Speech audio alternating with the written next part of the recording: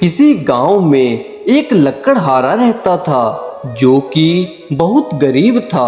वह अपने परिवार का खर्चा लकड़ियां काट कर करता और उन्हीं से अपना जीवन निर्वाह करता। धीरे धीरे उसकी उम्र भी अब ज्यादा होने लगी।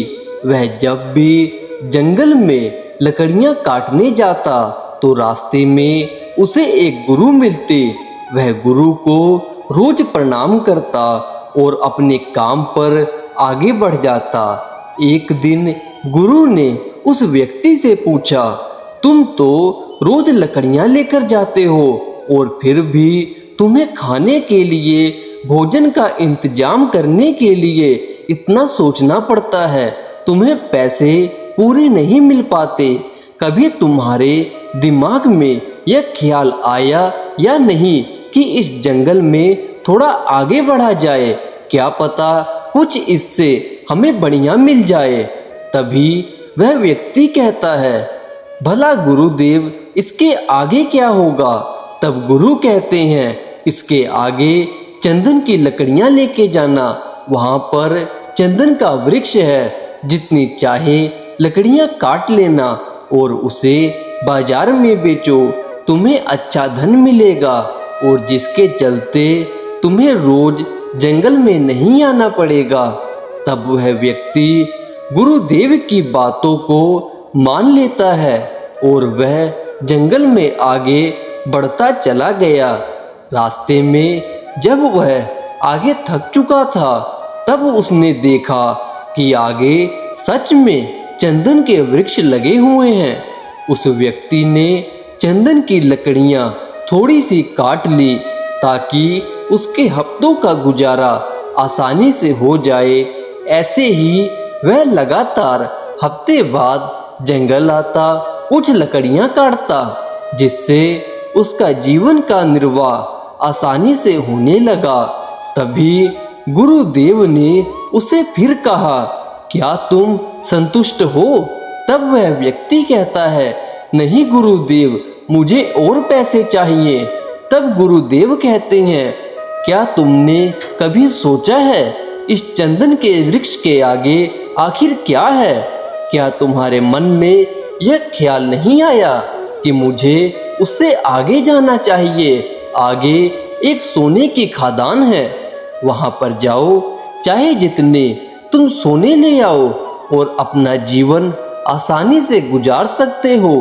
तब वह व्यक्ति गुरु की बातें मानता है और वह ऐसे ही आगे बढ़ता चला जाता है। जब वह उस सोने के खदान के पास पहुंचा तब वह उन चीजों को देखकर हैरान हो गया जो कि बहुत कीमती थी।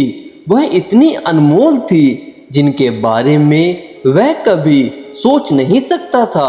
उसने थोड़े से सोने को अपने थैले में भरा और वहां से चला गया।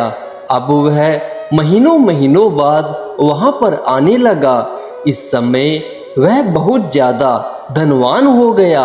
पैसों की कमी ना रही। पर कुछ समय बाद गुरुदेव ने उसे फिर कहा, क्या तुम्हारे मन में यह सवाल नहीं आया, इन सोनों के आगे क्या हमें कुछ और अच्छा मिल सकता है? तब व्यक्ति बोला, क्या गुरुदेव, सोने से ज्यादा कीमती आखिर क्या हो सकता है? तब गुरुदेव बोले, थोड़ा और आगे जाओ, वहां पर एक हीरे की खदान है, वहां पर तुम्हें अनमोल हीरे मिल जाएंगे। तब वह व्यक्ति हैरान हो गया कि भला इस गुरु को इन सब की जानकारी आखिर कैसे हुई और इन्हें इतना सब पता कैसे लगा। वह आगे गया तो उसने सच में उन चीजों को देखा और उसे बहुत हैरानी होने लगी कि भला इतने सामान, इतने हीरे मोती यहाँ पर कैसे आ गए। उसने उसे अपने साथ ले जाने के लिए सोच लिया और उसे अपने थैले में भरना शुरू कर दिया। थैले में भरकर वह अपने घर आया। अब वह जंगल में साल में 1 या 2 बार केवल जाया करता जब उसे धन की ज्यादा जरूरत हुआ करती। ऐसे ही उसका जीवन बीतता चला गया और अब वह लगभग बूढ़ा होने लगा था, पर उसके पास अब धन बहुत ज्यादा हो गया था। एक दिन जब वह जंगल के पास से गुजर रहा था, तब वही गुरुदेव उस वृक्ष के नीचे बैठे उसे आवाज देते हैं कि यहाँ आओ, तुम कहाँ जा रहे हो। तब वह व्यक्ति कहता है, मैं जंगल से धन के लिए कुछ हीरे मोती लेने गया था और अब मैं अपने महल में जा रहा हूँ। उस व्यक्ति के बात करने के तरीके भी बदल गए, उसके अंदर अहंकार आ गया।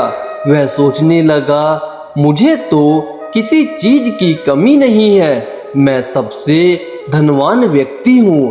तब गुरुदेव कहते हैं, क्या तुम संतुष्ट हो, क्या तुम खुश हो।